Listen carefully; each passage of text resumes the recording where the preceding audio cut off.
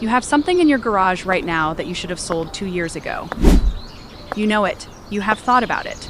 Probably on a Sunday afternoon when you were moving things around to park the car.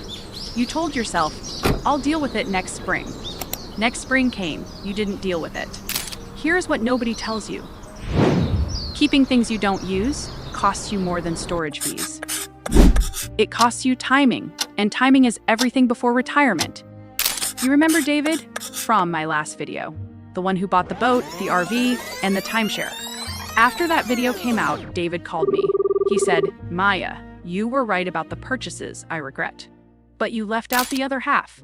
The stuff I should have sold before I retired. That cost me more than the stuff I bought.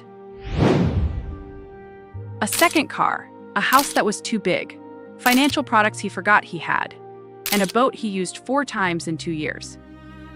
In the next 10 minutes, I am going to show you the 5 things worth selling before you retire. Each one has a clear number.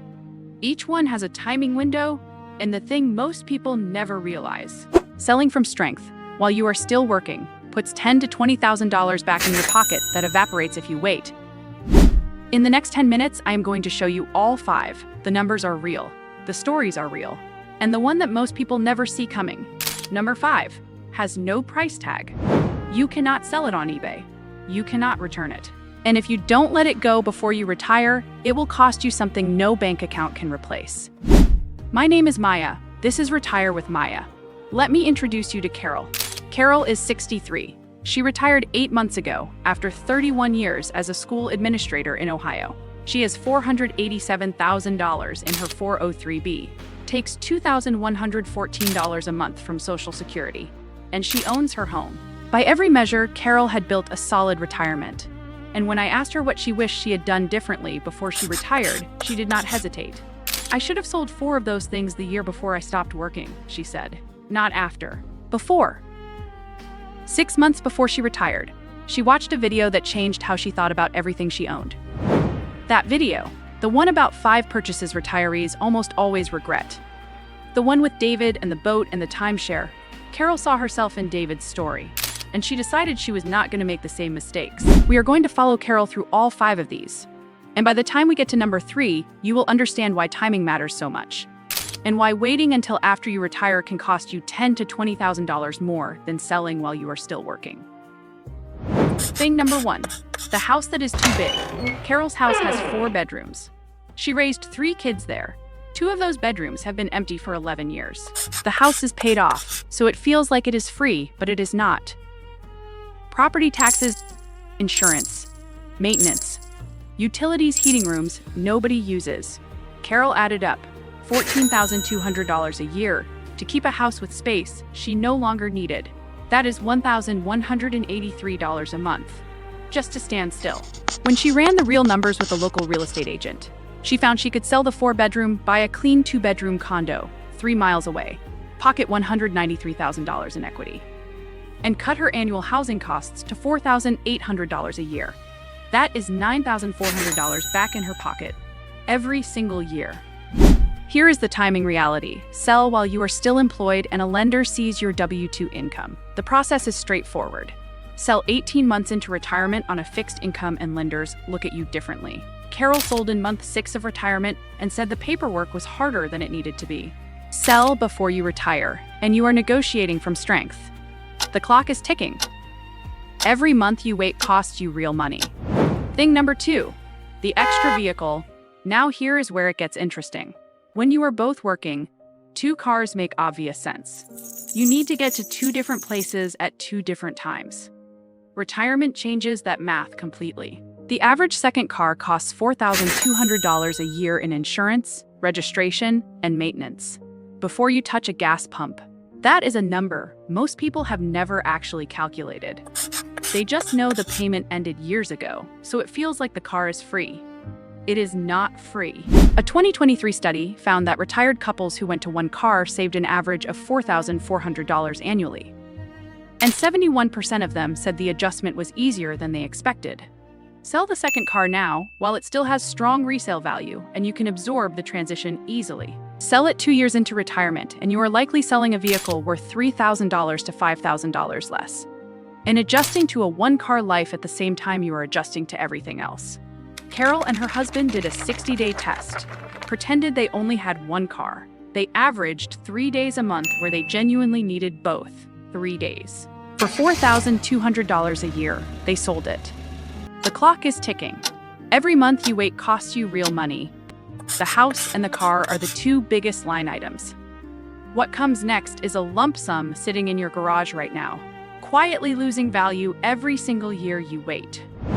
Thing number 3, the boat, the RV, the toys you are not using. This one is kind of related to the last point, except the opportunity cost is bigger, and the window is shorter.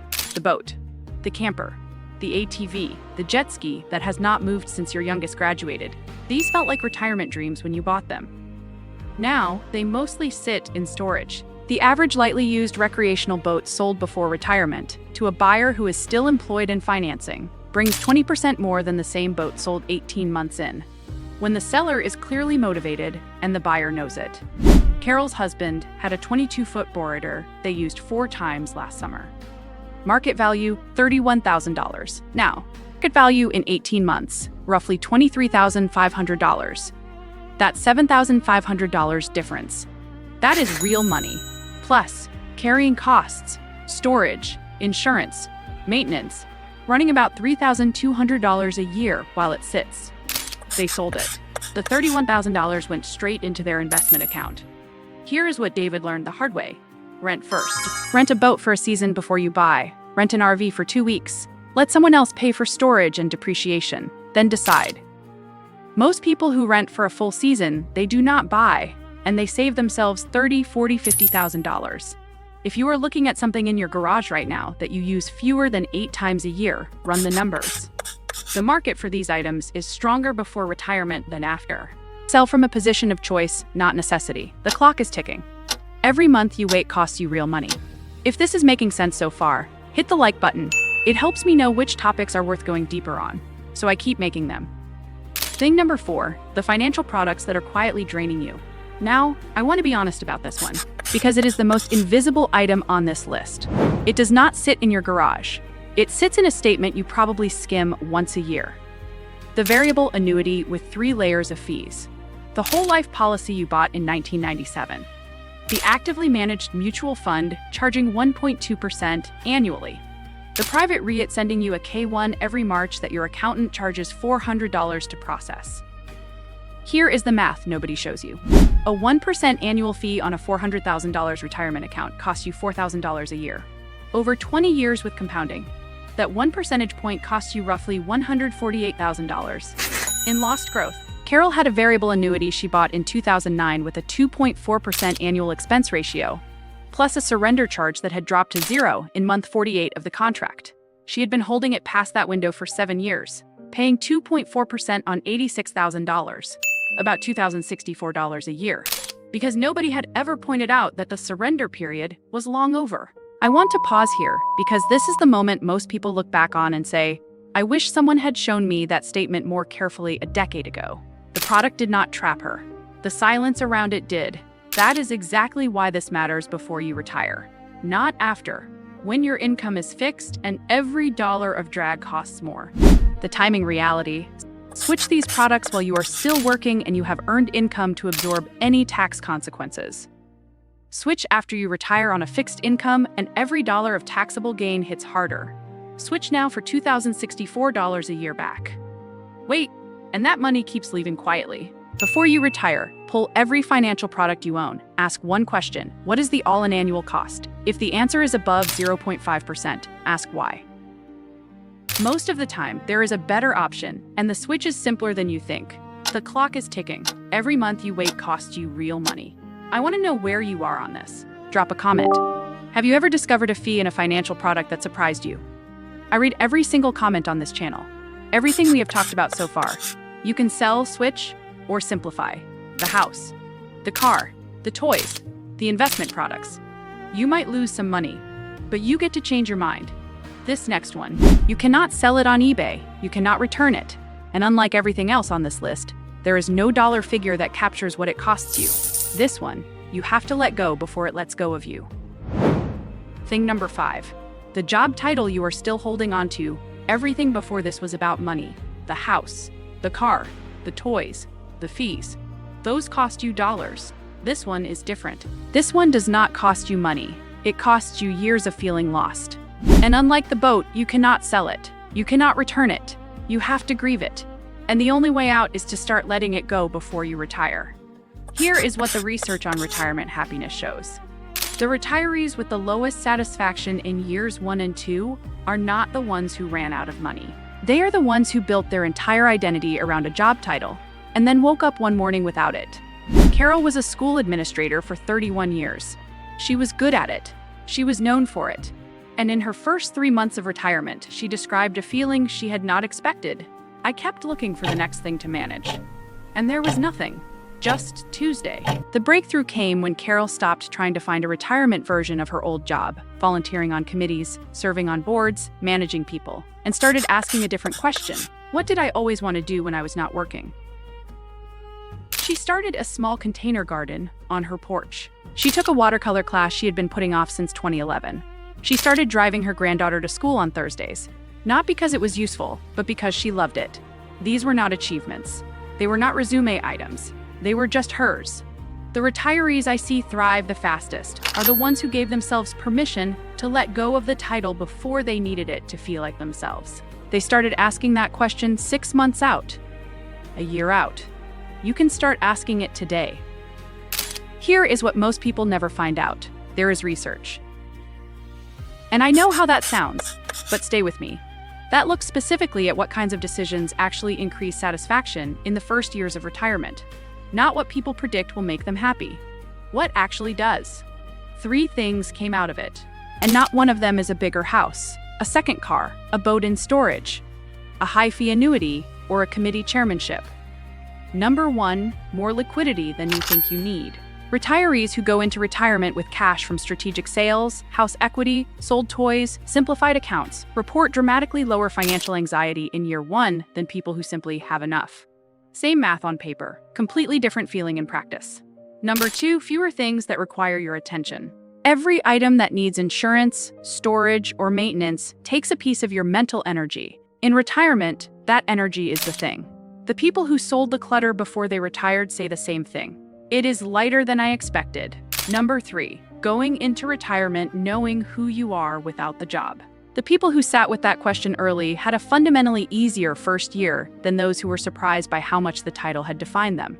Carol sold the house, sold the second car, sold the boat, simplified her accounts, and started asking the identity question a full year before she retired.